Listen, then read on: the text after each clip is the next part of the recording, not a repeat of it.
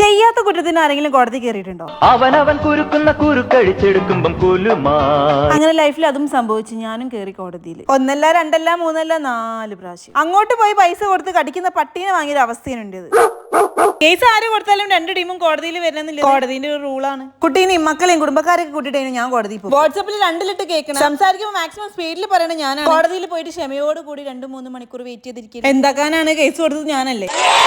അതെ guys, case കൊടുത്തത് ഞാൻ തന്നെ. ഞാൻ വെറുതെ പോയി അങ്ങോട്ട് കേസ് കൊടുത്തു വന്നു. എന്നെ കൊണ്ട് ഒരു ചെയ്യിപ്പിച്ചതാണ്. എന്നാ പിന്നെ നമുക്ക് കഥയിലേക്ക് കടക്കാല്ലേ. എന്റെ 2 ഡ്രസ്സും എന്റെ മോളെ 2 ഡ്രസ്സും ഞാൻ ഡ്രൈ ക്ലീനിങ് ചെയ്യാൻ വേണ്ടിട്ട് ഒരു സ്ഥലത്തോണ്ടേ കൊടുത്തു. ചെയ്യാൻ കൊടുത്തപ്പോൾ ഒരു വേഗം അവിടെ സന്തോഷത്തോട് കൂടി വാങ്ങിയൊക്കെ വെച്ചു. 2 ദിവസം കഴിഞ്ഞപ്പോൾ ഡ്രസ്സ് റെഡി ആക്കിയെന്ന് പറഞ്ഞ മെസ്സേജ് വന്നു ഫോണിലേക്ക്. അങ്ങനെ കുറച്ച് ദിവസം കഴിഞ്ഞപ്പോൾ കുറച്ചധികം ദിവസം കഴിഞ്ഞപ്പോഴാണ് ഞാൻ അത് പോയി കളക്ട് ചെയ്യുന്നത്. വേറെ ഒന്നും കൊണ്ടല്ല, ഞാൻ കുറച്ച് തിരക്കിലേനു. അങ്ങനെ പൈസ ഒക്കെ കൊടുത്ത് ഞാൻ അത് വാങ്ങിന്റെ വീട്ടിലേക്ക് പോകുന്നത്. അത് തുറന്നു നോക്കി. അപ്പോഴാണ് എനിക്ക് എന്റെ കസിന്റെ ഒരു കല്യാണം വരുന്നത്. ഞാൻ ഇല്ല മേക്കപ്പ് ഒക്കെ വാരി പോയി ആ ഡ്രസ്സ് ഇടാൻ നോക്കിയപ്പോഴാണ് ആ ഡ്രസ്സ് കീറിയത് ഞാൻ കാണുന്നത്.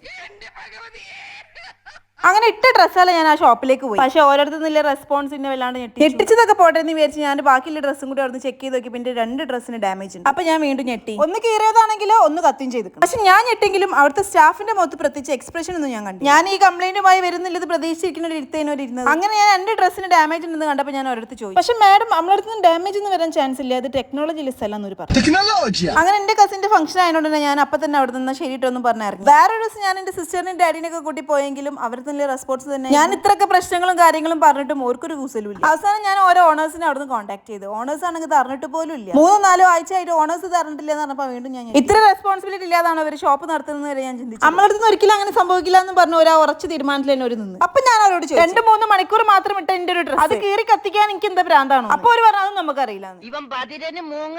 അങ്ങനെ പിന്നെ ദിവസങ്ങൾ പോയിക്കൊണ്ടേയിരുന്നു. ഞാൻ അവരെ വിളിച്ചുകൊണ്ടേയിരുന്നു. ഒരു നടപടിയോ ആയില്ല. പിന്നെ ഫുൾ ഭീഷണിയായി അവരെ ഭാഗത്തുനിന്ന്. അങ്ങനെ ഭീഷണികൾ തുടർന്നുകൊണ്ട് നെക്സ്റ്റ് പാർട്ട് തുടരാൻ വേണ്ടിയിട്ട് നിങ്ങൾ വെയിറ്റ് ചെയ്തോളൂ.